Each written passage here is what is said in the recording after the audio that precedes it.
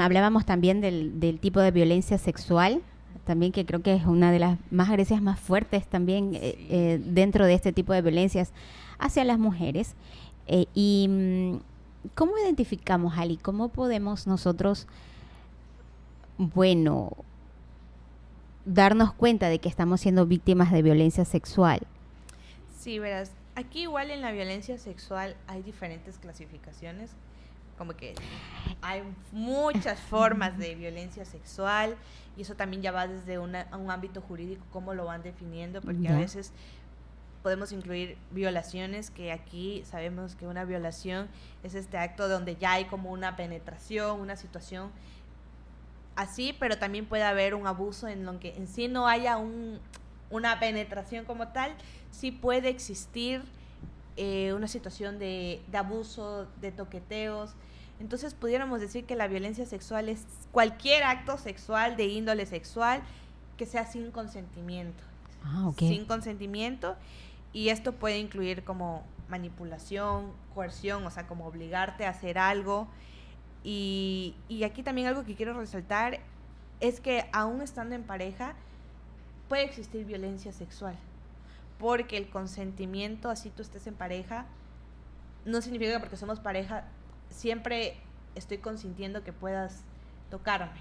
Entonces sí hay que tener en cuenta que la violencia sexual también tiene sus diferencias, van a depender de cómo se dan los actos y van a ir diferentes como que definiciones legales, también te pudiera decir.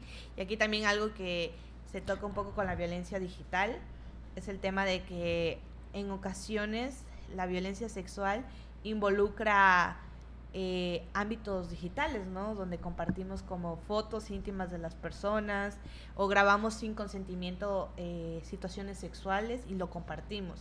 Entonces eso puede significar también violencia digital y justo violencia sexual a la vez.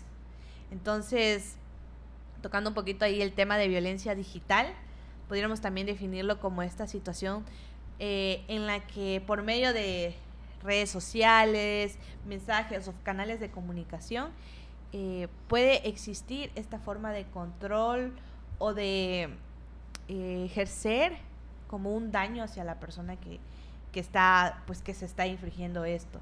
Entonces, también una situación de violencia digital a veces así empezamos son como que el control de los teléfonos, ¿no?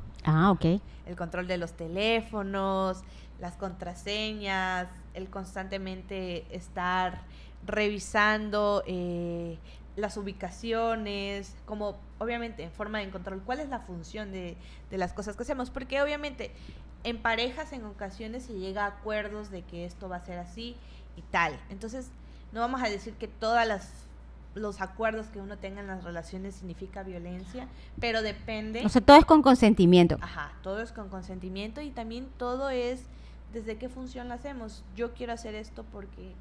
O sea, tú podemos entender que si tú ejerces una de estas cosas por un tema de control, esta es violencia. Sí, puede ser violento. Bueno, o sea, no quiero hacer una situación aquí simplista de control es igual a violencia, pero sí pudiera darnos un indicador de... Ya que tocaste el tema, ya dijiste el concepto de violencia digital, Ali, ¿y cómo podemos identificar que estamos siendo víctimas de violencia digital? Claro, pero la violencia digital, te digo, puede estar enmarcado en diferentes situaciones, pero... Porque no solamente ocurre con las parejas, o sea, no solamente eso es el control de los teléfonos, de tus cuentas, de tus redes, me imagino, o sí. No necesariamente es el tema de pareja, sino que lo poníamos de ejemplo, pero también puede ser ahora el tema muy contemporáneo de la inteligencia artificial. ¿Ya? Que se usa rostros de personas y es algo como en comunidad, no es en sí una persona en específica, pero usan rostros públicos para generar imágenes de personas desnudas, digámoslo así. Ah, ok. ¿Me entiendes? Es como que puede ser también algo grupal. O en estos grupos de WhatsApp a veces que existen de donde se pasan como que fotos íntimas o videos sexuales y... Sí. Incluso también el tema aquí de la pornografía puede llegar a ser violencia digital, porque no sabemos en qué contextos o en qué circunstancias se está grabando lo que se está grabando realmente. Bueno, todo lo que pero ya si hablamos de pornografía infantil, por ejemplo, también me imagino que es parte de esto, Sí, de la violencia digital, y bueno, ahí también iríamos un poco al tema de violencia sexual, ¿no? Bastante. También. Sí, y te digo, ahí entraría de las clasificaciones de Stroop creo que es a veces de que las personas adultas que abusan de jóvenes menores de 14 años se considera esto. Entonces ahí hay unas variaciones, a veces por la edad. Pero si yo empiezo a fastidiarte por medio de las redes sociales, ¿eso es considerado como violencia psicológica? También, totalmente. Pero obviamente aquí la violencia digital de género, obviamente tendría que ser por situaciones de género. Te empiezo a acosar por internet, no sé, porque te vistes de cierta manera, porque haces ciertas cosas. Entonces, dependiendo, porque puede existir violencia digital y no necesariamente todas las violencias digitales involucran a las mujeres. También pueden existir violencias hacia otros grupos, hacia otras comunidades. Entonces, sí es importante reconocer que la violencia de género digital pudiera deberse a situaciones o cosas de control de género. Entonces, digamos que en situaciones poniendo aquí un ejemplo, ¿no? Estamos en una situación de acoso porque salí de Ali, fiesta. pero yo estoy entendiendo como que tú me dices, en el momento en que dices que la violencia digital de género, o sea, estamos hablando solo de acoso de hombres a mujeres. No necesariamente, porque como lo dije al inicio, la violencia de género también puede ser a grupos, a pero cuando tú me hablas de grupo, estamos hablando como que básicamente de la comunidad LGBTIQ y más. Ajá. ¿Estás hablando de eso? Sí. Pero, por ejemplo, si yo ejerzo un acoso digital sobre ti, ¿eso no es violencia digital? Sí, sería violencia digital, solo que no sería de género. Porque ok, pero sigue siendo violencia digital. Ok. Sí, entendido, para tenerlo claro. ¿En qué contexto se da la violencia de género? Entendemos que es por razones de género. Entonces, claro, te digo, verás, aquí una aclaración es que, como decíamos, la violencia de género son como clasificaciones. Entonces, la violencia de género estaría dentro de la forma o el contexto en el que se da. Entonces, decimos violencia de género. ¿Hacia qué persona sería? Pero también existen las clasificaciones de tipos de violencia, de cómo se expresan. Entonces, claro, las violencias digital, física, puede existir de hombres a hombres, entre otras comunidades, pero específicamente la violencia de género, y que incluye la violencia digital, es específicamente por razones de género. De género. Ajá, sí. Y la violencia digital como tal sí puede existir en otras circunstancias, porque es una forma de expresar violencia, como tal, que como decimos al inicio, de forma general la violencia es esta forma de control o ejercer un poder o daño hacia la persona. Ok, entendido. Ya que hablamos de la violencia digital, pasemos a una violencia que me parece una forma de control bastante triste, y que es la violencia vicaria. Sí, ok, verás. Aquí la violencia vicaria podemos definirla como en dañar a los hijos o a las personas significativas como para seguir ejerciendo un poder o control sobre la mujer, en este caso, haciendo énfasis en tema de mujeres. Y claro, el objetivo en sí a veces no son los niños como tal, sino como que es hacer sufrir a la otra parte. A la pareja. A la pareja, sí. Entonces, esto pasa bastante en situaciones de divorcios, de separaciones, en donde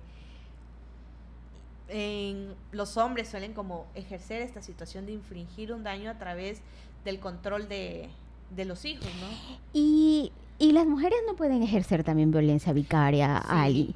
Pero si yo, por ejemplo, como madre, quiero ejercer este tipo de violencia contra el padre de mis hijos, por poner un ejemplo, y no sé, le amenazo con no dejarlo ver más, con que no tenga acceso a él, eso es violencia vicaria. Pero, por ejemplo, si soy yo, una mujer, la que está ejerciendo violencia, este tipo de violencia contra él, ¿es considerado también violencia de género?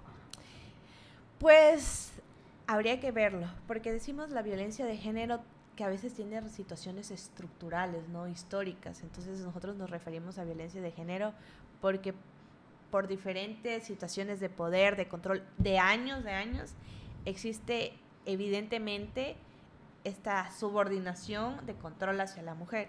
Entonces, sí quiero dejar en claro que no significa que las mujeres no puedan ser personas violentas, no significa que los hombres también puedan sufrir violencia. Puede existir esto en situaciones como que iguales, o sea, todos podemos ejercer violencia y todos podemos ser víctimas de violencia. Pero sin duda, si nos ponemos a nivel estructural, a nivel histórico, social, podemos ver que hay una gran situación o un gran porcentaje. Ajá, un gran porcentaje donde las mujeres hemos sido víctimas de violencia de género y por eso se necesitó ponerle como tal este nombre, violencia identificar, de género. visibilizarlo. Exacto, visibilizarlo. Entonces, claro, sí puede existir la violencia vicaria, porque es una forma de infringir daño de una mujer a un hombre. Pero habría que ver si es violencia de género, porque sabemos que la violencia de género como tal responde a una forma de reconocimiento histórico-social de justamente esta desigualdad que han existido en mujeres, en comunidades LGBTQ o grupos vulnerables en sí, por salir de la norma disruptiva ahí como que de género, ¿sí? De los roles tradicionales de género. Ya, entonces vamos a identificar un poco como que los patrones para que nuestros amigos y amigas que nos acompañan como que... De la violencia vicaria. De la violencia vicaria. Sí, bueno, verás, en la violencia vicaria no necesariamente esto empieza ya en un divorcio y el padre quiere tener el control de los hijos para infligir daño a la madre. A veces empieza en los hogares cuando usamos a los hijos como obligarlos a elegir un lado en ocasiones, ¿sabes? O sea, bueno, ahí en psicología se trabaja estos límites, estos roles, estos subsistemas que existen en las familias, pero claro, pasa mucho que padres en situaciones de discusión o de conflicto usan a sus hijos como un medio para controlar o para obligarlos a elegir un lado o como que alianzas les decimos a nosotros. Entonces empiezan esta situación de mi hijo me da la razón porque él también ha visto cómo eres. Entonces se va generando esas dinámicas de que también se obliga a elegir el lado, se obliga a elegir a un lado a los hijos. Entonces podemos empezar viendo estos patrones de violencia vicaria en estas situaciones. Pudiera llevarse, como digo, no toda acción es ya en sí algo patológico, algo violento, pero sí pudiera darnos una situación o una guía de lo que si no seguimos viendo esto, cómo pudiera terminar.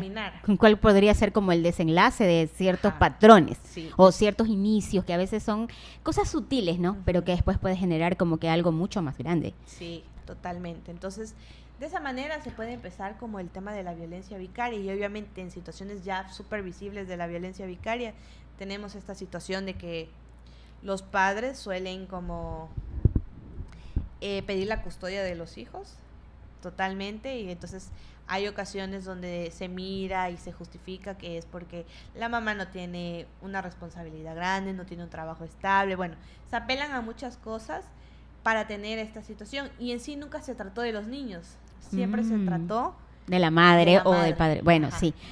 Ok. ¿Qué más podemos identificar? De la violencia vicaria también pudiera desprenderse la violencia económica. ¿Ya? Que van ahí también a veces de la mano. Empiezo a coartar como que el dinero a los hijos y eso en sí genera una ansiedad en la mamá, ¿sabes? A veces cortarle el dinero a los hijos sí genera un estrés a la mamá porque entonces si la otra parte no presiona o no da esta situación el aporte económico que le corresponde, entonces la mamá empieza a desesperarse, a angustiarse, obviamente porque bueno, no va a tener el dinero suficiente, los recursos suficientes para cubrir las necesidades. Sí, justamente. Entonces, ahí la violencia económica también va de la mano, que ya entrando un poquito también aquí que topamos el tema. Sí, ya que topamos el tema, ya defínele y para identificar los patrones. Y pues aquí es donde la violencia económica es donde nosotros como que controlamos el dinero o bienes materiales para ejercer poder. Entonces, como por ejemplo, puede ser impedir trabajos, controlar los gastos del hogar, quitar incluso el salario total de la otra parte, también endeudar a la pareja, o sea, como que usar el nombre de la pareja para tomar dinero y también el impedir este acceso a otros recursos, ¿no? Como por ejemplo, a veces tengo mi dinero, pero no puedo gastármelo porque mi pareja me dijo que ese dinero es para esto, esto, esto.